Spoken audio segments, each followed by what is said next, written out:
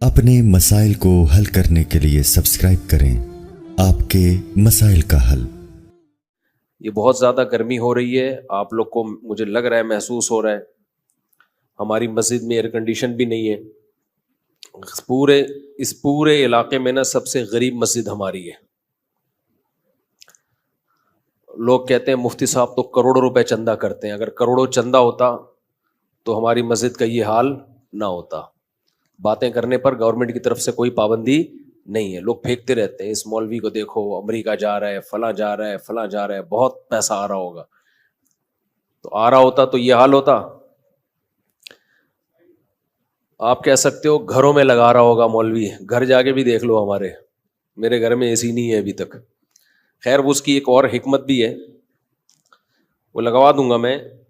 اتنا بڑا مسئلہ ایسا نہ ہو مجھے زکوٰۃ دینا شروع کر دیں، کل اے سی کوئی زکوٰۃ میں لے آئے کہ لگا دو یار، اللہ نے مجھے بہت دیا الحمدللہ۔ اصل میں مجھے 4 جگہ لگانا ہے۔ مسئلہ یہ ہے کہ ہر چیز مجھے 4 سے ضرب دینی پڑتی ہے، اور پھر لگا دیں گے کوئی، اتنا اللہ نے بہت دیا ہے، پھر اس کے بل اس کو کنٹرول کرنا ممکن نہیں ہے، پھر وہ 4 گنا اے سی کا مطلب ڈبل سے ڈبل۔ اللہ نے اتنا دیا ہے وہ بھی ہو جائے گا، لیکن ایک اور حکمت بھی ہے، وہ میں کیوں بتاؤں آپ کو، ساری باتیں کیا میں بتا دوں؟ میں چاہتا ہوں تھوڑا سا مشقتوں کا عادی رہے انسان۔ میں خود بھی رات گرمی میں ہی سویا ہوں، حالانکہ ہمارا جو مہمان خانہ ہے نا، جہاں مہمانوں کو ٹھہراتے ہیں، وہاں اے سی میں نے لگایا ہوا ہے، ایئر کنڈیشن، لیکن میں خود گرمی میں سوتا ہوں۔ کیوں اپنے آپ کو چھوئی موئی بنا رہے ہو؟ زیادہ چھوئی موئی نہ بناؤ اپنے آپ کو۔ اللہ نے مجھے اتنا دیا، جو ظاہر ہے 4 گھروں کو چلا رہا ہو تو کیا وہ اے سی میں نہیں سو سکتا؟ تو دفتر میں ہم نے لگایا ہے مہمان خانہ، جہاں لوگوں کو ہم ٹھہراتے ہیں، جو کوئی بہت دور سے آ جائے، کوئی قریبی رشتہ دار آ جائے تو اس کے لیے لگایا ہوا ہے، لیکن میں خود اس میں نہیں سوتا۔ سو سکتا ہوں میں، اس لیے کہ اللہ نے گرمی کا موسم جو دیا ہے نا، وہ گرمی لگانے کے لیے دیا ہے، گرمی سے بھاگنے کے لیے بولو نہیں دیا۔ سردیاں جو اللہ نے دی ہیں، سردی لگانے کے لیے دی ہیں، سردیوں سے بھاگنے کے لیے نہیں دی ہیں۔ تو خدا کا واسطہ اتنے چھوئی موئی مت بنو، انسان کے بچے بنو۔ بہت زیادہ چھوئی موئی بن چکی ہے۔ ابھی جو دیکھو حاجیوں کی اتنی ساری اموات ہوئی ہیں، وجہ کیا ہے؟ اور بھی وجوہات ہوں گی اس کی، لیکن حاجیوں کی بہت ساری اموات کی ایک وجہ یہ بھی ہے کہ ایئر کنڈیشن سے نکلنا ہی لوگوں نے چھوڑ دیا ہے۔ تو یہ پسینہ اللہ نے کیوں رکھا ہے بھائی؟ دیکھو چلتا ہوا دریا جو ہے، چلتا ہوا پانی، وہ فریش ہوتا ہے۔ ہماری باڈی میں نا جب تک یہ چلتی پھرتی رہے گی، مختلف قسم کے فضلات اس کے ہماری باڈی سے مختلف طریقوں سے نکلتے رہیں گے تو فٹ رہیں گے ہم۔ کہیں بھی بریک لگا دی نا، اب اللہ نے مختلف طریقے رکھے ہیں۔ ایک طریقہ ہے پسینہ، اس سے بھی ہماری باڈی فریش ہوتی ہے۔ قبض ہو جائے کسی کو تو ٹینشن میں آئے گا نا، خوراک ہم کھاتے ہیں وہ بھی خارج ہوتی ہے۔ نبی صلی اللہ علیہ وسلم حجامہ کرواتے تھے مہینے میں ایک دفعہ، تھوڑا سا بلڈ نکال دیتے تھے، اس سے بھی ہماری باڈی کیا رہتی ہے؟ فریش رہتی ہے۔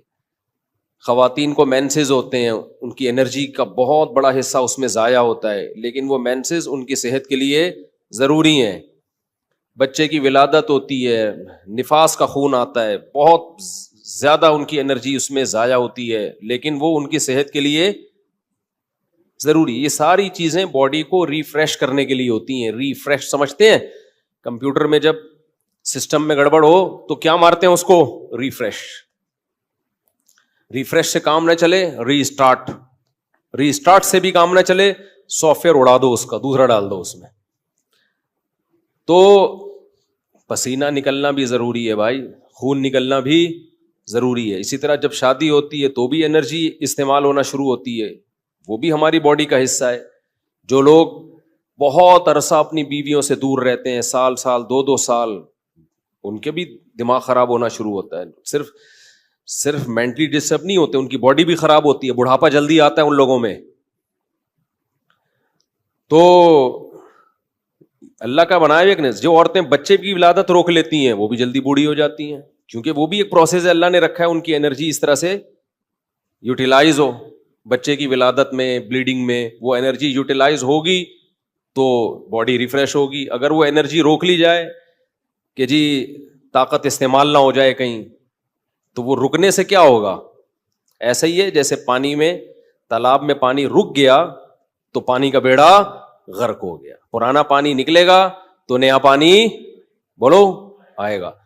تو اس لیے تھوڑا سا اپنے آپ کو مشقت ہو. کل میں سویا نہیں ہوں گرمی کی وجہ سے, پسینے پسینے پسینے پسینے پسینے. ہم نے کہا کوئی بات نہیں, انجوائے کرو اسی کو, ٹھیک ہے, ایسی کی تیسی, سمجھتے ہو, انجوائے کرو انہیں پسینوں کو. تو اس لیے اپنے دیکھو, ہمارے مذہب پہ چلنا اس وقت تک ممکن ہی نہیں ہے جب تک آپ محنت کے عادی نہ ہو. اس وقت تک مذہب پہ چلنا ممکن ہے نہیں, کیونکہ مذہب آپ سے جگہ جگہ آپ کی خواہشات چھڑواتا ہے. تو جو برگر فیملی بچہ ہوگا جو بالکل ہی چھوئی موئی زندگی گزارے گا, وہ کیسے شریعت پہ چل سکتا ہے؟ شریعت پہ چلنا نفس کی خواہش کی مخالفت کے بغیر ممکن نہیں ہے. بس ایک بات کر کے میں آگے چلتا ہوں, کیونکہ یہ ٹاپک نہیں ہے. آپ بولیں گے مفتی صاحب کیا میڈیکل سائنس لے کے بیٹھ گئے ہیں, پسینے پہلے ہی نکل رہے ہیں اور نکال رہے ہیں ہمارے پسینے. دیکھو ایک بات خوب اچھی طرح سمجھو, دنیا میں ٹینشنوں کی دو قسمیں ہیں. ایک ٹینشن جو نیچرل ہے, قدرت نے رکھی ہے, وہ ٹینشن صحت کے لیے اچھی ہے. اس کی علامت یہ ہے کہ وہ سب کو ہوتی ہے, سمجھ رہے ہو نا, اس کی علامت کیا ہے؟ سب کو ہوتی ہے. تو ظاہر ہے ساری انسانیت بیمار تو نہیں ہو سکتی نا. سردی کی ٹینشن یہ سب کو ہوتی ہے کہ نہیں ہوتی؟ جب سردیاں آتی ہیں تو پورے ملک پہ آتی ہے سردی, کسی ایک اکیلے کو نہیں لگ رہی ہوتی, تھر تھر کانپ رہا ہوتا. گرمیوں کی ٹینشن اللہ نے سب کے لیے, تو یہ سب کے مطلب ہے کہ اللہ دینا چاہتے ہیں یہ ٹینشن, یہ آپ کے لیے مفید ہے. کبھی کبھار ہمیں زکام ہو جاتا ہے, یہ سب کو ہوتا ہے. دنیا میں کوئی ایسا آدمی میں نے نہیں دیکھا جس کو کبھی بھی زکام نہ ہوتا ہو.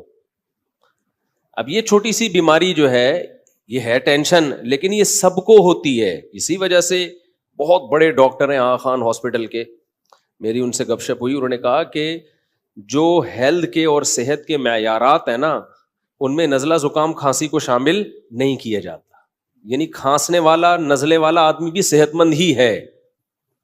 ہاں ایسا نہ ہو کہ کھانستا ہی آ رہا ہو بچپن سے, یعنی کبھی کبھار کھانسی زکام نزلہ, اس سے کیا ہوتا ہے, یہ وہ ٹینشنیں ہیں جو آپ کو بڑی ٹینشنوں سے بچا لیتی ہیں, آپ کا امیون سسٹم بوسٹ کر دیتی ہیں یہ. تو ان چیزوں میں پریشان ہونا. اسی طرح بچے جب پیدا ہوتے ہیں, بچہ چیخ چیخ کے روتا ہے, گلا پھاڑ پھاڑ کے, ہاں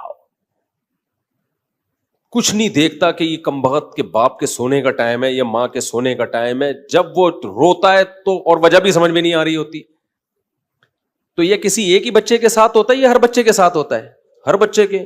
اس کا مطلب یہ نیچرل ہے, یہ اس کے لیے ضروری ہے. نہیں روئے گا نقصان ہوگا اس کو.